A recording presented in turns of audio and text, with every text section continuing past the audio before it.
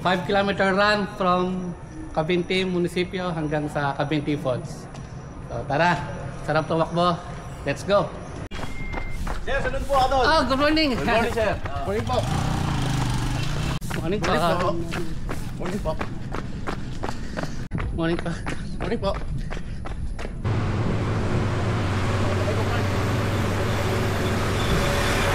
Morning pa. Morning pa. Morning po. Oh, dagang pa.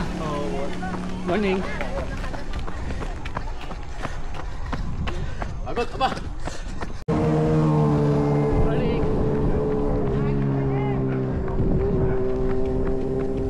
Cavinti Falls. Come on. Itong daan.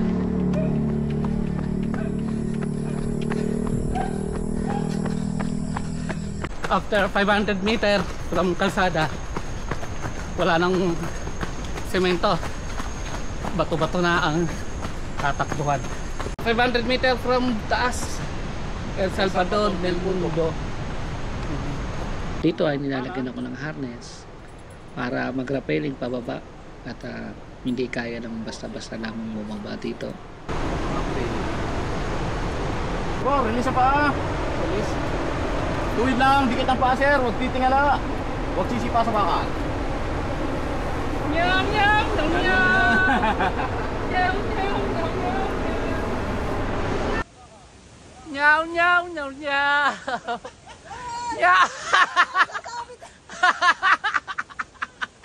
Sigaw, baboy, ha? Samit yung bako na.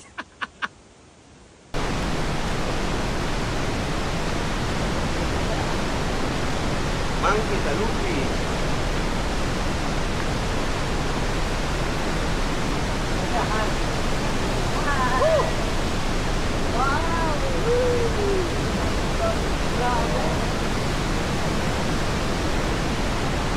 Ay, nakaulit yun, no? Nakaulit.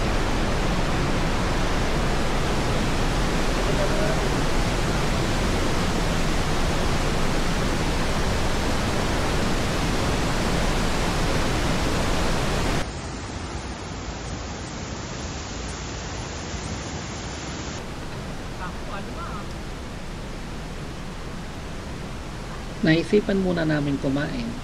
Ang dala naming hotdog, talong, itlog, para lang sa gayon ay malakas-lakas kami pag kami maliligo sa Cavinti Falls.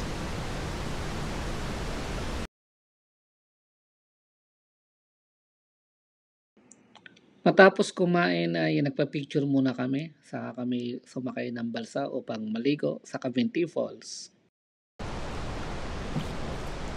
Naisipan naming sumakay ng bangka pa uwi dahil nais naming makita ang magagandang tanawin ng bayan ng Cavinti, Lumban at Pagsanhan.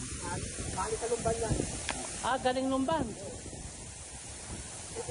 Babalik lang doon, sila. Walang talab ng kahit mo.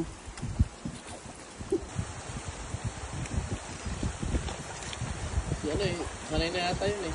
Oo.